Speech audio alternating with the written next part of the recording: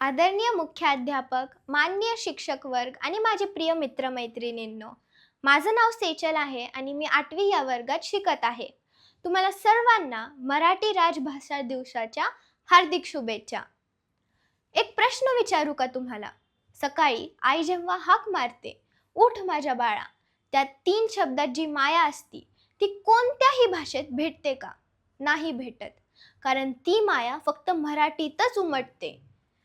आणि ती भाषा म्हणजे आपली मातृभाषा मराठी. आपण सर्व आज इकट्ठा झालो आहोत मराठी दिन साजरा करण्यासाठी. मराठी फक्त बोलण्याची भाषा नाही, तर ती आपल्या मातीशी जोडणारी आपली ओळख आहे. आपण महाराष्ट्रात राहतो.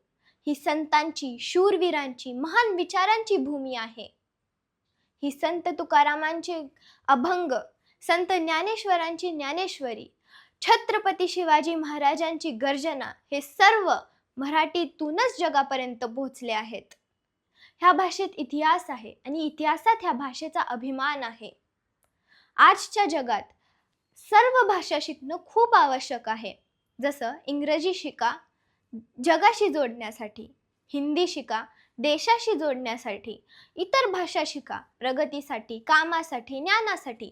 प्रत्येक भाषाचं महत्त्व आहे आणि प्रत्येक भाषेचा आपण आदर केला पाहिजे, ह्यात काही शंका नाही. पण झाड जेवढं उंच उगवतं तेवढेच त्याची मुळं खोल असतात आणि मुळं कापली तर झाड जगत नाही. इतर भाषा म्हणजे फांद्या आणि मराठी म्हणजे आपली मुळं. जर स्वतःची मातृभाषा विसरली तर माणूस आपल्या आत्म्याशी दुरावतो. म्हणून एक गोष्ट मनावर कोरून ठेवा, नवीन भाषा शिकताना मराठीला कधीच दुय्यम मानू नका. घरात मराठी बोला, बाहेर मराठी बोला, मित्रांची मराठी बोला, अभिमानाने बोला, आनंदाने मराठी बोला.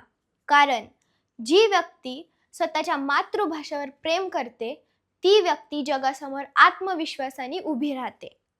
तर आज मी एक संकल्प करते आणि तुम्हालाही करायला लावते. आपण सर्व भाषा शिकूया, सर्व भाषांचा आदर करूया, पण मराठीशी कधीच गद्दारी नाही करणार.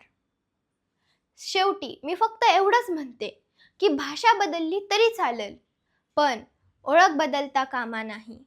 आणि आपली ओळख एकच आहे. मराठी माझी ओळख, मराठी माझा अभिमान. जय मराठी, जय महाराष्ट्र. धन्यवाद.